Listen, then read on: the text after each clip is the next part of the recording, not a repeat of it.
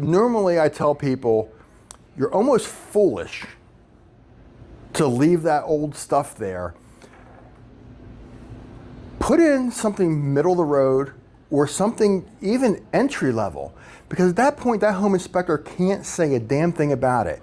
It is a 1-year-old furnace. It's a 1-year-old air conditioning, and I believe that's the second or third thing down in the corner of the HUD sheet. The roof is number one of importance, and I believe the HUD sheet, or that whatever is the fact sheet, I believe that it goes, the roof is the most, structure, roof, HVAC equipment. I believe it's in the fact of what the buyer's most important mental things is. So we're up on the top of the priority of what's important to a homeowner.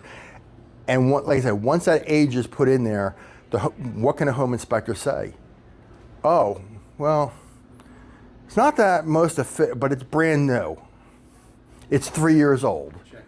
So it's over and done with. It nips it in the bud before it becomes something very... So that's the advantage to the seller. The buyer Correct. would love to say everything needs to replace, and I want to take that off the top. Correct. And then you get all the warranties when you replace it. And that's a game with real estate, and we get into the middle of that a lot of the times.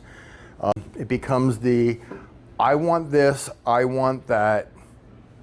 3 years ago, sellers were saying, oh, you want a new heater, go pound sand.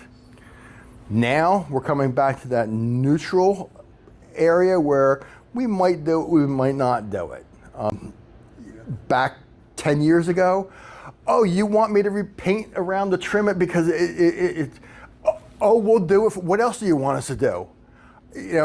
We go in these swings, and it all depends on, I guess you can probably say, how much the market is going to deal with and how much inventory there is.